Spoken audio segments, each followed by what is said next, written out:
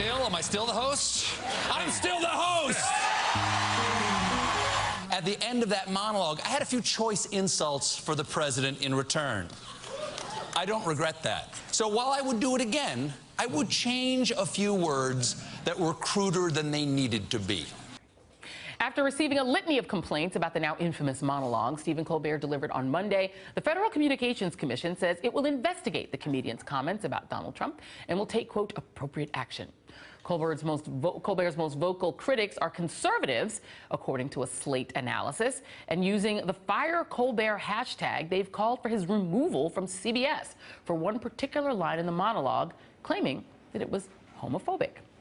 Joining me now, Daily Beast columnist Dean Obeidallah, political comedian Scott Blakeman, and actress and comedian Judy Gold. Thank you all for being here. A great comedian panel. I want to first go ahead and play the offending remarks. We're cable, so FCC can't do anything to us for playing it. This is what Colbert said that people are so upset about. Take a listen. Sir, you attract more skinheads than free Rogaine. You have more people marching against you than cancer. You talk like a sign language gorilla who got hit in the head. In fact, the only thing your mouth is good for is being Vladimir Putin's. So this was called an O'Reilly equivalent by people on the right, and you can just ruminate on the irony of them, of the right, who have lots of anti-trans bills and who want to have religious freedom amendments that really target gay people. But we'll put aside the potential irony of their position saying it's homophobic. But you wrote a piece saying no Trumpsters, one Colbert joke is not an O'Reilly equivalent. Explain. Sure. First of all, I think for comedians in the time of Donald Trump means never having to say you're sorry. Like, we never have to apologize for a Donald Trump joke ever. I don't care anything. Nothing is off limits with this guy. And I think comedians are playing a role in preventing him from being normalized. This is a man who trafficked in sexism, bigotry, and racism his entire campaign. Yet on Twitter, they went crazy. Even Brit Hume from Fox News saying, what will be the consequences? They want to silence Stephen Colbert for mocking Donald Trump. This dictator in the making, which is Donald Trump, they were so outraged, they want to silence him. Here's the thing to the right. The idea that there's certain men that would think one joke about Donald Trump is the equivalent of Bill O'Reilly sexually harassing women for years, and then his company paying hush money to the tune of over $13 million says so much about the right. Too bad, little snowflakes. We're going to make as many jokes as you want. You need a little safe space. Go hide. I don't care how triggered you are. We're coming. Put on your big boy pants, because it's just beginning, and comedians, we're going after you even harder. And, you know, so the complaint, I'll just pull a little bit of Lucienne Wintrich was the main person sort of leading this charge about the monologue and saying too many times people on the right are attacked for even the smallest social infraction, like Bill O'Reilly's hot chocolate situation, and yet liberals don't bat an eyelash after Colbert's vile and obscene anti-gay joke. I don't remember the right being upset about Bill O'Reilly calling that young black woman who worked in his office hot chocolate, but there you go. Do you think that this is sort of unfair that the right gets picked on for being mean? Well, what's unfair is that no comedian should be punished or investigated by the FCC or anyone for a joke. This, in the same week that 217 Republicans laughed and whooped it up, taking away health care for millions of Americans and putting their lives in danger. This is where the president, as Dean referred to, who is viciously in vulgar manners attacked women, minorities, Muslims, members of the press as enemy of the people, and comedians are the bad guys? It's absurd. Stephen Colbert is funny, smart, fearless, everything President Trump is not. And Judy, you know, the idea, I guess, the complaint being that it's homophobic, that what Colbert said was not just an attack on Donald Trump, but the way he chose to attack him was actually an attack on the LGBT community. Do you buy that?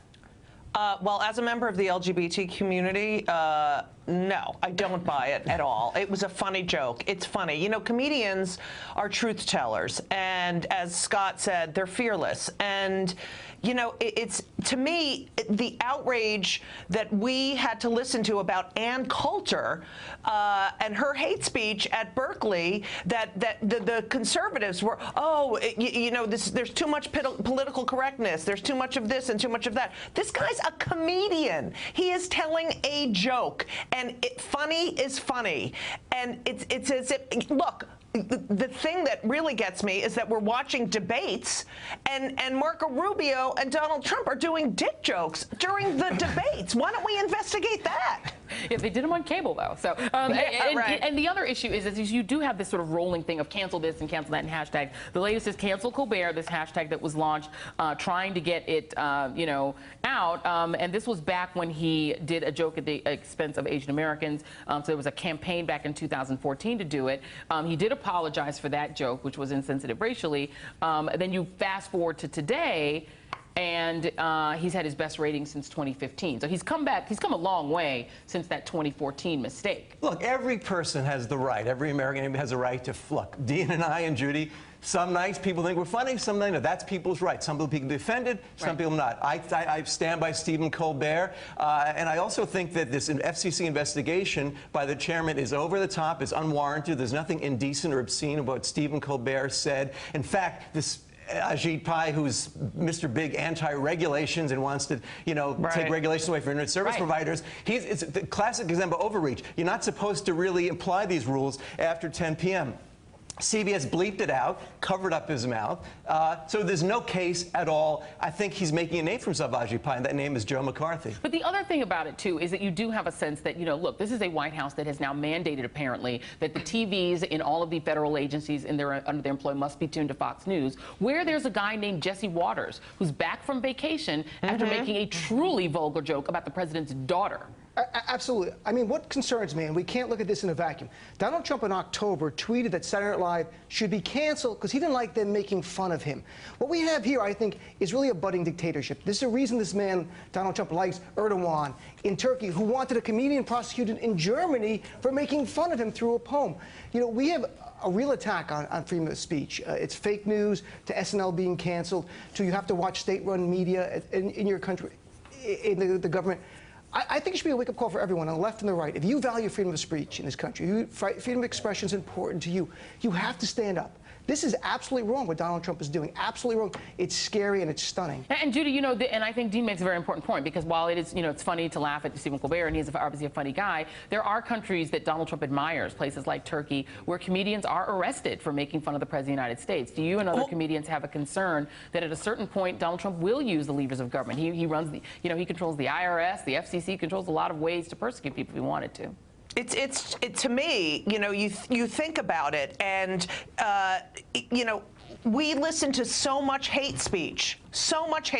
And as a member of the LGBT community, which I said before, I can't stand saying that all the time, but the point is that kids kill themselves. These kids turn on their TVs in the middle of America and hear hate speech and hate themselves. And that is destructive. This was a joke. This was a joke. They defend hate speech, but they cannot take a joke. Yep. It is infuriating. I can't. Thank God the George Carlin is not alive to see this, and Lenny Bruce is not alive to see this. Trump hates political correctness, and his supporters want political correctness when it comes to comedy. Well, and they don't want the government involved, yet the FCC should swoop in and ban Colbert. It's just crazy. Women in reproduction and comedians. Those are the only two things they want the government involved. Just those two things. All right, we're out of time. Dean Obeidallah, Scott Blakeman, and Judy Gold, thank you all for being here. And coming up at the top of the hour, the Republicans most at risk of losing their seats after passing Trump Care. But up next on AM Joy, bad sports. What should happen when fans go too far? Hey there, I'm Chris Hayes from MSNBC. Thanks for watching MSNBC on YouTube. If you want to keep up to date with the videos we're putting out, you can click subscribe just below me, or click over on this list to see lots of other great videos.